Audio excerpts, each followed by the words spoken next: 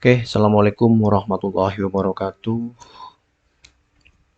Kembali lagi pada praktikum analisis perancangan sistem informasi. Kali ini kita akan melanjutkan belajar kita yaitu pada modul 2, konteks diagram dan data flow diagram. Untuk konteks diagram itu sendiri merupakan suatu alat yang berfungsi untuk menggambarkan proses kerja dari suatu sistem.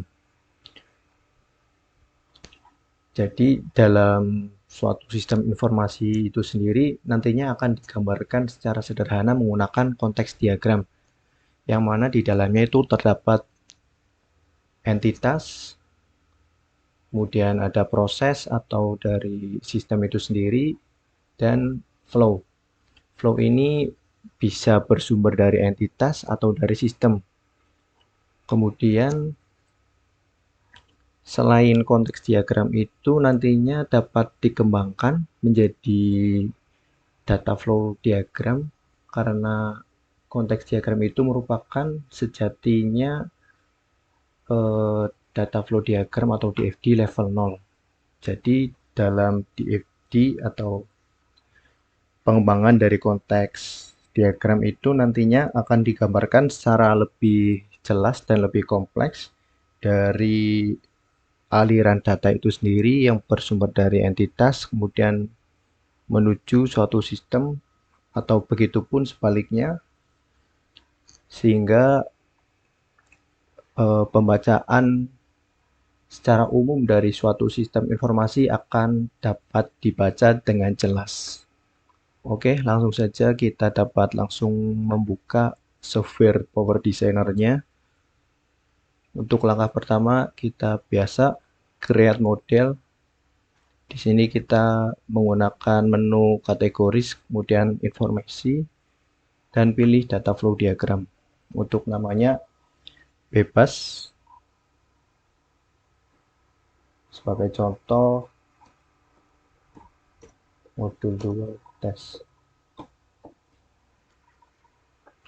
Kemudian untuk langkah yang pertama, kita gambarkan konteks diagram yaitu sebuah proses atau inti dari sistem itu sendiri. Kemudian tambahkan beberapa entitas. Setelah itu kita dapat mengganti nama dari beberapa bagian tersebut. Untuk entitas ini kita dapat ubah menjadi pasien. Oh ya, untuk studi kasus pembuatan dari diagram konteks ini menggunakan studi kasus suatu sistem informasi yang ada di dalam rumah sakit. Kemudian lanjut pada entitas kedua yaitu ada petugas. Setelah itu ada entitas lain seperti dokter dan admin. Untuk nama dari sistem informasinya yaitu sistem informasi rumah sakit.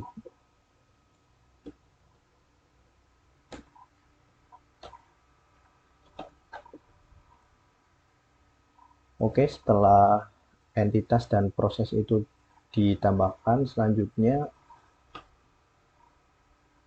kita beri flow sebagai keterangan aliran data yang dilakukan oleh entitas maupun dari suatu sistem.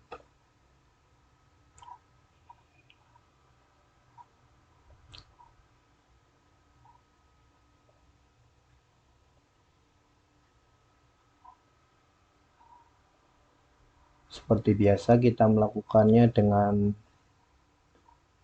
drag and drop. Untuk menambahkan flow itu sendiri kita menggunakan flow atau resource flow yang terdapat pada menu toolbox.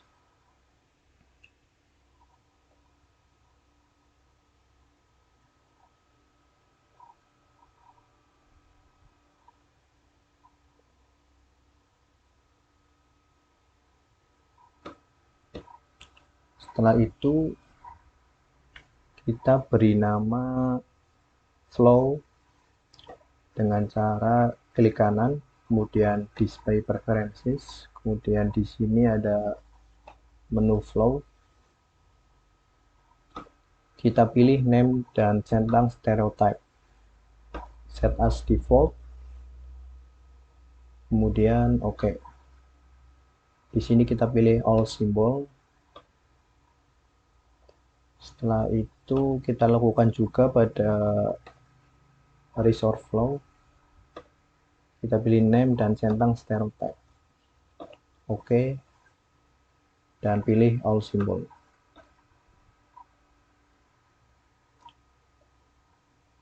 Untuk keterangan dari flow ini kita dapat memberinya sesuai dengan apa yang dilakukan oleh entitas pada suatu sistem informasi. Misal pasien ini melakukan registrasi.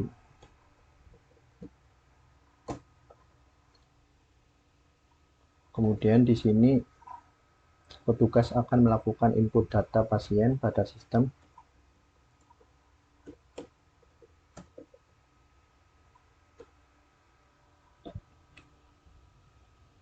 Kemudian dari sistem nantinya akan mengirimkan informasi pembayaran kepada pasien. Mohon maaf, ini ada kesalahan.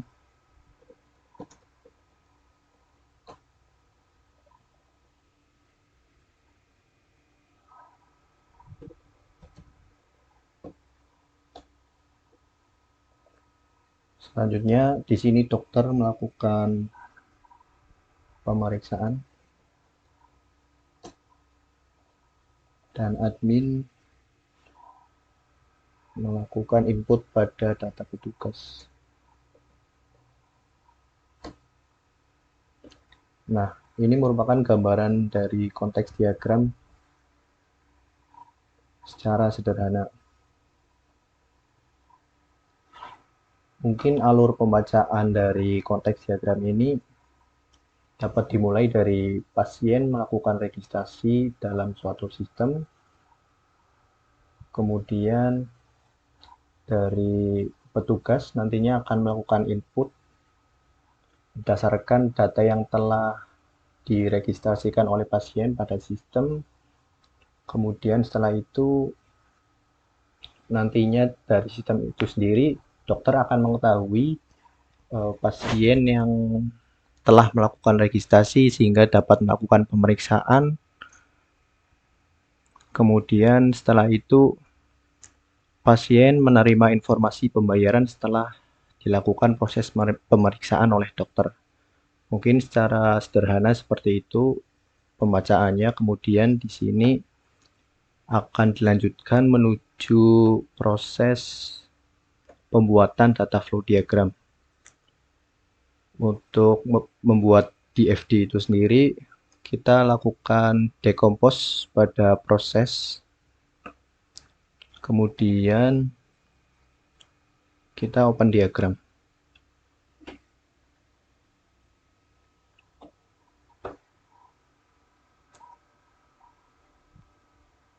Oke.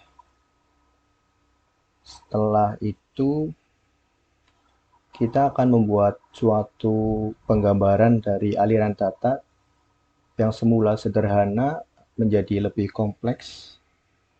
Pertama-tama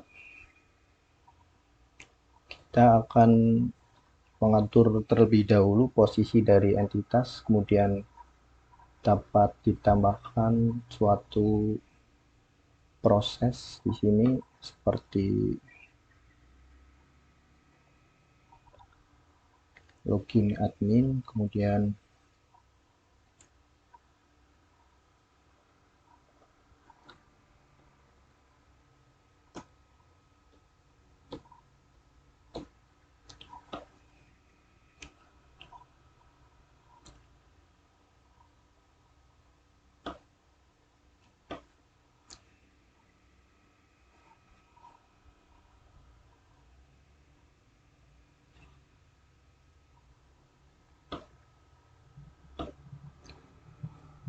Untuk tujuan dari pembuatan DFD ini adalah agar kita sebagai developer nantinya akan lebih mengetahui secara umum bagaimana suatu sistem informasi tersebut akan bekerja. Dari itu, kita harus membuat DFD yang rapi tentunya, sehingga akan memudahkan pekerjaan dari developer.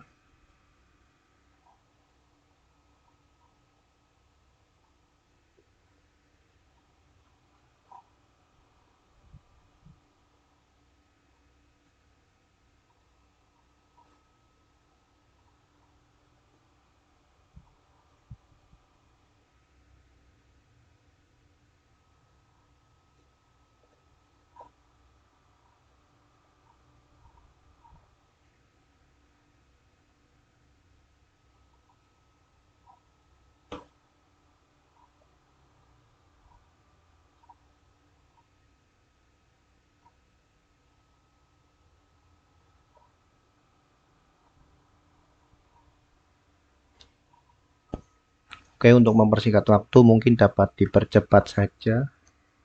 Oke, karena pada diagram konteks sebelumnya terdapat 4 entitas, maka untuk DFD DFD DFD-nya maka di sini juga terdapat 4 entitas juga, yaitu admin, pasien, petugas, dan dokter. Namun dengan suatu proses yang lebih kompleks. Untuk proses yang pertama di sini ada login admin.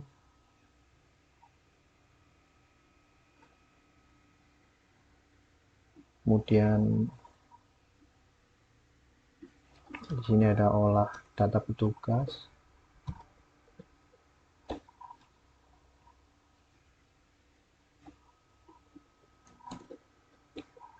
Dan di sini juga ada proses dari login petugas.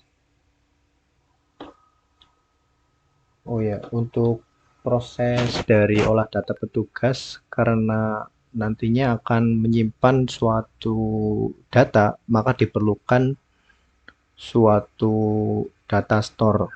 Di sini kita menggunakan icon dari data store yang terdapat pada toolbox. Untuk data store-nya kita ubah menjadi tugas. Kemudian untuk menghubungkan dari proses dengan data store menggunakan resource flow.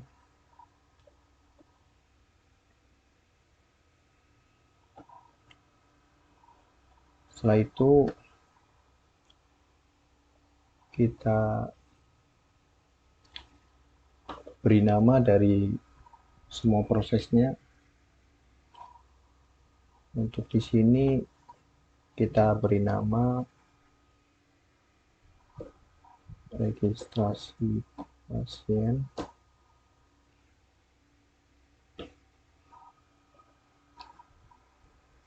Kemudian setelah proses registrasi ada olah data pasien.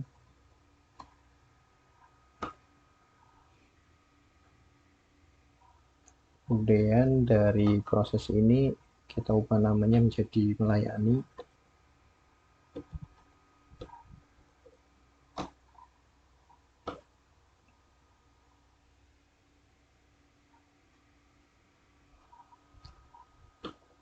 Untuk entitas dokter di sini ada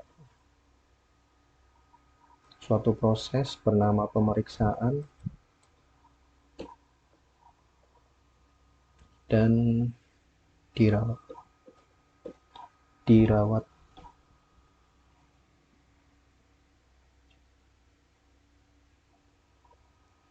Setelah itu nanti ada proses tambahan di sini untuk melengkapi dari proses yang sebelumnya telah kita buat, seperti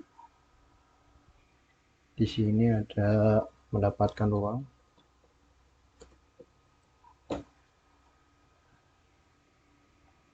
dan pembayaran. Seperti biasa, kita beri nama dari flow menggunakan display preferences.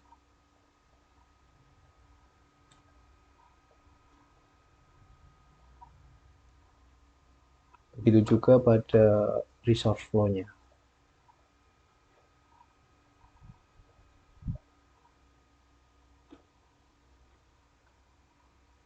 Di sini fungsi dari flow itu untuk memperjelas suatu pekerjaan yang dilakukan oleh entitas. Untuk itu, maka di sini diberi keterangan login, kemudian di sini cek kode.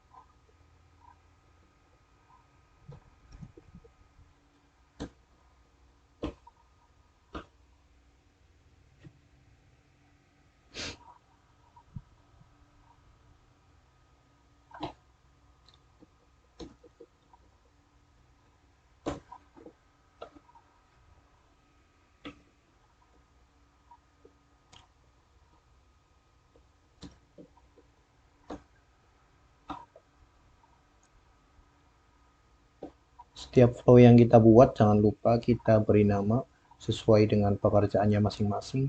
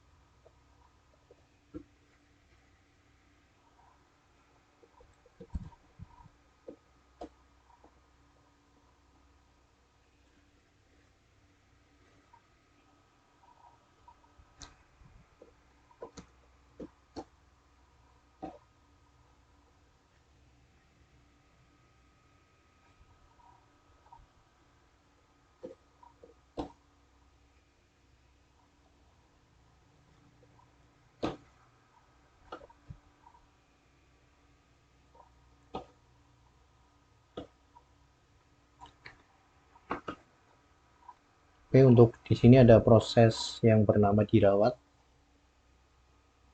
karena nantinya membutuhkan data pasien yang dilakukan proses perawatan, sehingga di sini membutuhkan data store,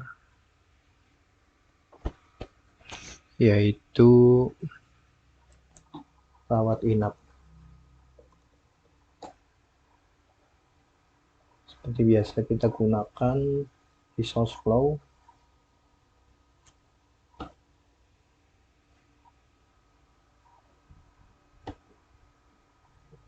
Sini kita juga beri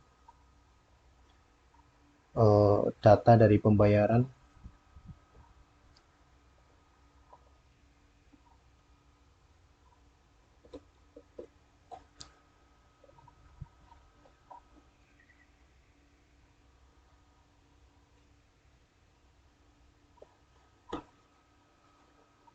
Dan untuk proses olah data pasien nantinya akan dihasilkan suatu data store juga,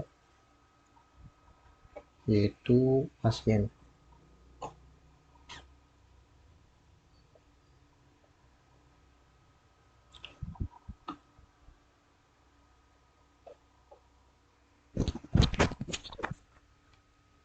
Ya, berikut merupakan data flow diagram dari sistem informasi yang ada di rumah sakit secara umum. Mungkin seperti ini gambarannya. Dari proses yang dimulai pertama dilakukan oleh admin, yaitu admin membuka suatu sistem dengan kegiatannya login, kemudian petugas juga login, kemudian di sini ada proses olah data, kemudian setelah itu, setelah sistem informasinya terbuka, pasien dapat melakukan registrasi, kemudian dari data registrasi pasien tersebut nantinya akan diperoleh oleh petugas sehingga nantinya akan diolah dan tersimpan pada data store pasien. Kemudian dari data tersebut nantinya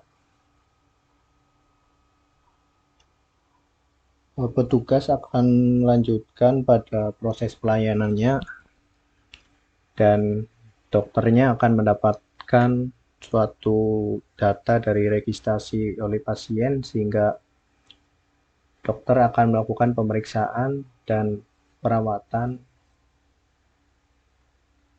Setelah itu, kemudian petugas akan melakukan pelayanan dan merekap dari pembayaran yang telah dilakukan pada proses pemeriksaan oleh dokter. Mungkin cukup sekian penjelasan dari kami. Apabila masih terdapat kebingungan, maka bisa ditanyakan kembali pada asisten masing-masing. Sekian, wassalamualaikum warahmatullahi wabarakatuh.